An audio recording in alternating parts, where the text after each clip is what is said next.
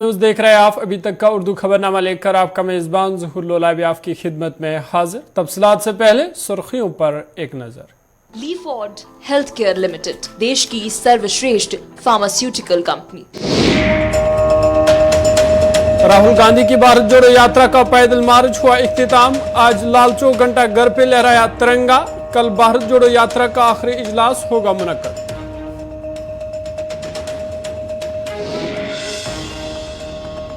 मोदी की पॉलिसियों के बदौलत ही राहुल लाल चौक में तिरंगा लहरा पाए। जब कश्मीर में हालात खराब थे तब राहुल गांधी कहां थे? मुख्तलिफ सियासी पार्टियों का रद्द-ए-अमल।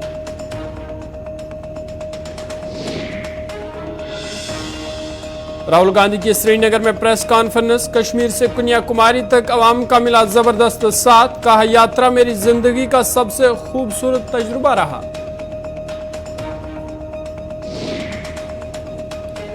और शुमारी कश्मीर कुपवारा में 3 रोजा विंटर कार्निवल का हुआ आगाज। मकामी लोगों और सयाहों की खास तादाद ने की फेस्टिवल में शिरकत। लोगों ने इंतजामिया का किया शुक्रिया अदा।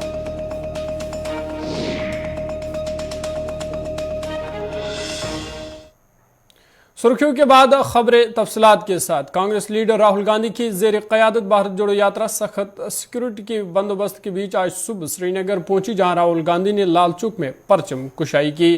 पांथ चौक से शुरू होने वाली यात्रा में एएनसी के सरबराह मुजफ्फर शाह के अलावा पीडीपी के सीनियर लीडरों ने शिरकत की। मंसूबा के मुताबिक कांग्रेस की जानिब से लाल चौक में एक तकरीब का इनेकाद किया गया, जिस दौरान राहुल गांधी ने परचम कुशाई की। कन्याकुमारी से 7 सितंबर को शुरू होने वाली पैदल यात्रा आज लाल चौक में परचम कुशाई के बाद इख्तिताम पजीर होगी। श्रीनगर में रात के कयाम के बाद सुबह राहुल गांधी श्रीनगर में मौलाना आज़ाद रोड पर वाक़ा पार्टी हेडक्वार्टर पर कौमी परचम लहराएंगे और बाहरी अवामी इज्तिमा से खिताब करेंगे।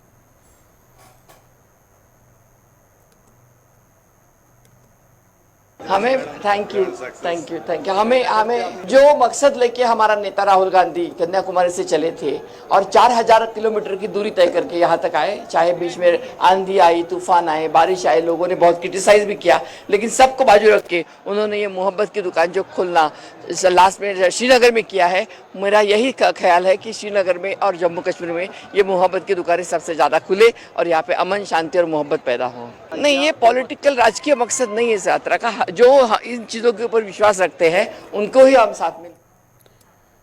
इधर राहुल गांधी ने आज श्रीनगर में प्रेस कॉन्फ्रेंस से खिताब करते हुए कहा कि मुझे इस यात्रा के दौरान बहुत कुछ सीखने को मिला, समझने को मिला। नफरत और तशद्दुद के खिलाफ ये यात्रा थी। मुझे उम्मीद नहीं थी कि लोगों का रद्द-ए-अमल इतना अच्छा मिलेगा। राहुल गांधी ने मजीद कहा कि महंगाई और बेरोजगारी के मसाइल हमने उठाए हैं, मुख्तलिफ तबकात पर दबाव डाला जा रहा है, उनकी बात सुनने का मौका मिला। राहुल गांधी ने कहा कि मैं सिक्योरिटी फोर्स का शुक्रिया अदा करता हूँ। इस यात्रा ने एक मुतबादिल सियासत और ख्याल दिया है। बीजेपी ने नफरत भरा विजन दिया, हमने मोहब्बत और भाईचारे का विजन दिया। उनका कहना था कि अब हिंदुस्तान के सामने 2 रास्ते और जीने के तरीके हैं, एक दूसरे लोगों को दबाने और दूसरा जोड़ने का रास्ता। ये यात्रा खत्म नहीं हुई है, ये पहला कदम है और शुरुआत है।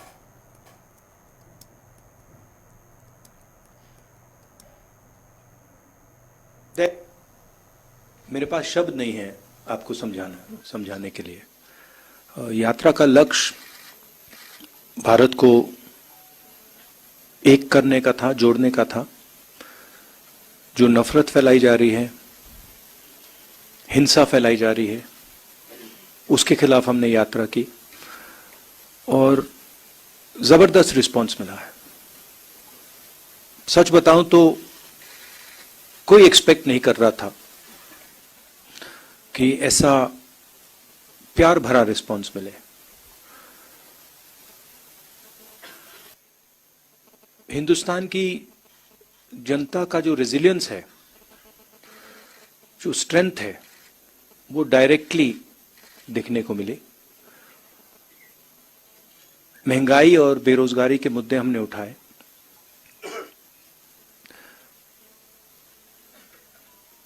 और जो अलग अलग सेक्शंस पर दबाव पड़ रहा है, चाहे वो किसान हो, मजदूर हो, बेरोजगार युवा हो, छोटे व्यापारी हों, उनकी आवाज हमें सुनने को मिली। मेरे लिए पर्सनली बहुत अच्छा एक्सपीरियंस रहा। शायद मैं कह सकता हूं मेरी जिंदगी का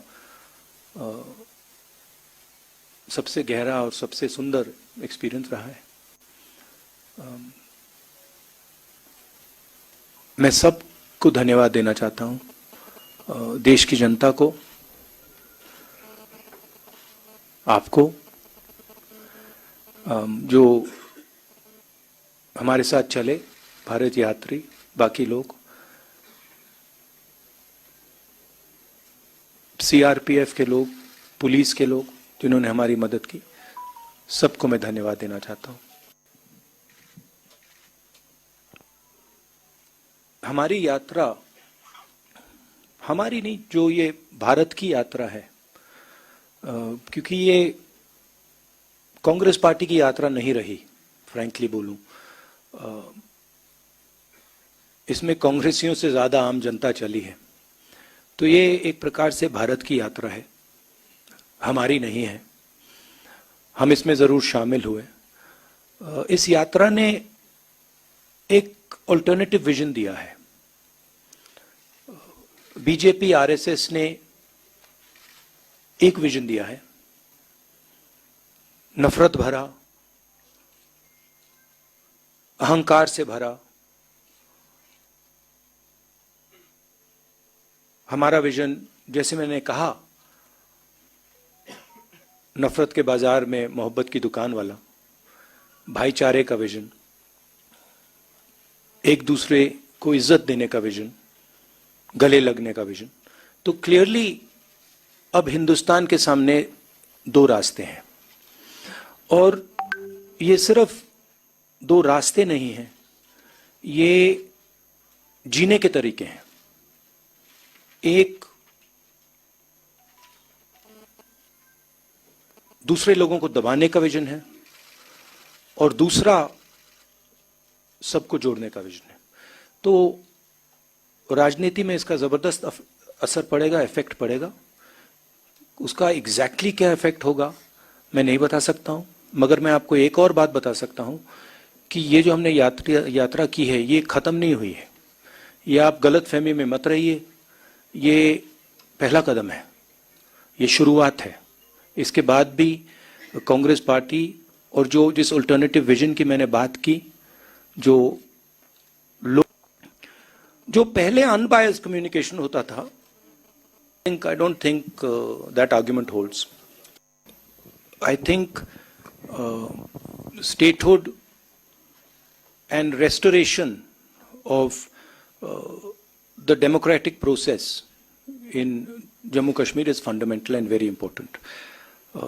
And I think इधर यात्रा में शामिल आम लोगों ने बात करते हुए कहा कि जम्मू कश्मीर में दफा 370 की मनसूखी के बाद यहां के नौजवान जहनी तनाव की शिकार है। उन्होंने कहा कि यहां बेरोजगारी दिन ब दिन बढ़ रही है, मौजूदा सिस्टम से हम तंग आ गए हैं, और यही वजह है कि हम राहुल गांधी की भारत जोड़ो यात्रा में शामिल हुए। हम डिस्ट्रिक्ट बांडीपुरा से आए हैं। भारत जोड़ो यात्रा हमने इसलिए ज्वाइन किया क्योंकि जब से यहाँ पे आर्टिकल 370 हुआ, एबॉर्गेट हुआ, तब से लेके अभी तक जम्मू कश्मीर की जो पूरी यूथ है डिप्रेशन में है। अगर हम रहबरी खेल वालों की बात करें, वो सड़कों पे है। मेडिकल असिस्टेंट फार्मासिस्ट की बात करेंगे, वो सड़कों पे है। जम्मू कश्मीर की जितनी भी एजुकेटेड यूथ है ना, वो अभी सड़कों पे है। तो हमने इसलिए भारत जोड़ो यात्रा ज्वाइन किया ताकि जो राहुल गांधी का ये स्टेप है कि हम जम्मू कश्मीर में एम्प्लॉयमेंट को लाएंगे, इसी गर्ज से हमने यहाँ पे किया। देखो यहाँ पे जिसकी अभी सरकार है, हमें पता है उन्होंने क्या किया। उन्होंने यहाँ पे जम्मू कश्मीर के यूथ को डिप्रेशन में लाने के लिए मजबूर किया। यहाँ की यूथ अभी ड्रग्स कर रही है, यहाँ की यूथ अभी जो है बुरे काम करे, यहाँ की यूथ जो है गलत कामों की तरफ जा रहे हैं। It's all because of government, और वो गवर्नमेंट जिनको खुद कोई एजुकेशन ही नहीं है, जिनको पता ही नहीं है कि हमें सिस्टम कैसे चलाना है। और राहुल गांधी एक ऐसे परिवार से है जिन्होंने हमेशा देश के लिए कुर्बानी दी है। तो इसीलिए हम चाहते हैं कि जो देश का प्रधानमंत्री है वो राहुल गांधी बने। और ये आसमान जो किससे खूबसूरत और सजता है, ये किससे सजता है? चांद और सितारों से। और एक मिनिस्टर वक्त का बादशाह, वो किससे सजेगा? पब्लिक से। जब पब्लिक गरीब एक बादशाह के लिए इंतजार कर रही है तो उसके लिए फक्र है ना, फक्र की बात है। ये परेशानी हो रही है, लेकिन हम इस चीज़ को सोचते हैं, एक वक्त के बादशाह से हम मुलाकात करने के लिए यहाँ पहुँचे। कांग्रेस को क्या बात है? अब हमारे जो लीडर है यहाँ के लोकल्स, हमारी गुजारिश उनसे भी रहेगी वो राहुल जी को भरपूर ताउन दे, साथ दे। अब की बार राहुल जी के साथ सरकार बनाए, हम लोगों को इस मुसीबत से निकाले, कश्मीर को सिस्टम से तंग नहीं आए। हमारे मौलवी जितने भी हैं उन सबको छोड़ा जाए, हमें अपने मस्जिदों में नमाज फिर से और एक बार उनके पीछे पढ़नी दी जाए। बस हमारी गुजारिश यही रहेगी भाजपा गवर्नमेंट से। बिल्कुल, आप खुद देख लीजिए, मार्केट में जाके बंदा 500 कमाता है, 1000 रुपए खर्चा करता है। जम्मू कश्मीर भारतीय जनता पार्टी यूनिट के सदर रविंद्र रैना ने कहा कि दफा 370 की मनसूखी, मिलिटेंसी और इलायदगी पसंदी के खिलाफ कड़ा रुख अपनाने के बायस ही आज राहुल गांधी ने लाल चौक श्रीनगर में तिरंगा लहराया। उन्होंने कहा कि कश्मीर में हालात अब पूरी तरह से मामूल पर आ चुके हैं। इन बातों का इजहार मौसूफ ने जम्मू में नामा निगारों से किया। उन्होंने कहा कि अगर आज राहुल गांधी ने लाल चौक में तिरंगा लहराया तो ये मोदी हुकूमत की पॉलिसियों का नतीजा है। रविंद्र रैना ने कहा कि मौजूदा मरकजी हुकूमत ने जम्मू कश्मीर में मिलिटेंसी और इलायगी पसंदी को खत्म करने की खातिर जमीनी सतह पर इकदाम उठाए, जिसका नतीजा ये निकला कि आज कश्मीर में हालात पूरी तरह से मामूल पर आ चुके हैं। 70 साल लगे कांग्रेस पार्टी के नेताओं को कश्मीर घाटी के लाल चौक में तिरंगा झंडा फहराने में, और ये जो आज श्री राहुल गांधी जी ने श्रीनगर के लाल चौक में तिरंगा झंडा फहराया है, ये सिर्फ और सिर्फ हमारे देश के यशस्वी प्रधानमंत्री नरेंद्र मोदी साहब की देन है। जिस प्रकार मोदी साहब ने राष्ट्र विरोधी शक्तियों को, अलगाववादियों को और आतंकवादियों पर कड़ा प्रहार किया और जम्मू कश्मीर के देशभक्त लोगों में ये विश्वास जगाया कि ये देश आपका है, और उसके बाद जब जम्मू कश्मीर के यहाँ हालात सामान्य हो गए और हर तरफ भाईचारा, प्यार, मोहब्बत और देशभक्ति के जज्बे से पूरा जम्मू कश्मीर जब झूम उठा धारा 370 के समापन के बाद, तब जाकर श्री राहुल गांधी जी जैसे कांग्रेस के नेताओं को ये मौका लगा कि वो कश्मीर घाटी के लाल चौक में तिरंगा झंडा फहरा सके। इस देश में जब जब कांग्रेस पार्टी की सरकारें रहीं, नेहरू गांधी खानदान के किसी नेता में ये हिम्मत नहीं हुई कि वो लाल चौक में तिरंगा झंडा फहराए। पंडित जवाहरलाल नेहरू जी की सरकार हो, श्रीमती इंदिरा गांधी जी की सरकार रही हो, स्वर्गीय श्री राजीव गांधी जी की सरकार रही हो, या फिर स्वयं जब श्रीमती सोनिया गांधी जी यूपीए की चेयरपर्सन थी 10 साल, तब भी श्री राहुल गांधी जी को और कांग्रेस के किसी नेता में यह हिम्मत नहीं हुई कि वो लाल चौक में तिरंगा झंडा फहराए। इधर जम्मू कश्मीर अपनी पार्टी लीडर शाहीना भट्ट ने अपना रद्द-ए-अमल जाहिर करते हुए कहा कि कांग्रेस तब कहां थी जब जम्मू कश्मीर के हालात खराब थे। उन्होंने कहा कि तब ये यात्रा क्यों नहीं निकाली गई। उन्होंने कहा कि जम्मू कश्मीर में जितनी भी हलाकतें हुई उनकी जिम्मेदार यही कांग्रेस पार्टी है और अब ये लोगों को बेवकूफ़ बनाना चाहती है। देखिए, मैं इस चीज़ को वेलकम भी नहीं करूंगी, क्योंकि ये वो मुद्दा है। इस वक्त वो टाइम है जब यहाँ पे हालात सुधरे हैं। यहाँ पे इस वक्त कोई भी मंत्री आ सकता है, कोई भी प्रधानमंत्री आ सकता है, क्योंकि यहाँ के यूथ्स, यहाँ के यंगस्टर्स ने यहाँ की हालात ठीक की। यहाँ की इंडियन आर्मी, यहाँ की जे.एंड.के पुलिस ने यहाँ हालात ठीक की। आज से 30 साल पहले कहाँ थे कांग्रेस वाले, कहाँ थी भारत जोड़ो यात्रा? यहाँ पे 80 लाख लोगों का कत्लेआम हुआ है। मैं राहुल जी को बोलती हूँ कि आप यहाँ पे आए हो तो पहले उन बच्चों को रिहा कराओ जो जेलों में सड़े हैं। 80,000 बच्चे हमारे जेलों में सड़े हैं, उनको रिहा कराओ। यहाँ पे जितने भी लोग मर गए हैं, जितने भी लोग शहीद हो गए हैं, उनके घरों तक पहुँचो, उनके घरों की हालात देखो, फिर आप ये भारत जोड़ो यात्रा की बात करो। क्योंकि आज की डेट में इनके साथ एनसी वाले भी है, आज की डेट में इनके साथ पीडीपी वाले भी हैं। उनको शर्म आनी चाहिए। ये कश्मीर, उन निहत्ते कश्मीर जो जिन पे जुल्म हुआ है, उन कश्मीरियों से अपना योगदान हासिल करना चाहते हैं, जो बिल्कुल भी नहीं होगा। खबरें और भी है, पहले ये तिजारती वक्फा।